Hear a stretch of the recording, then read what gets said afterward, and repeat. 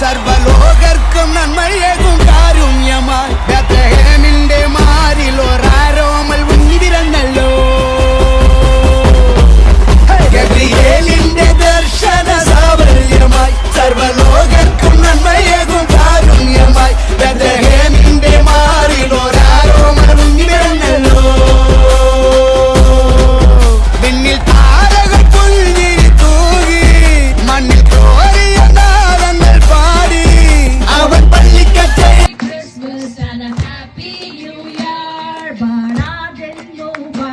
बड़ा दिन मुबारक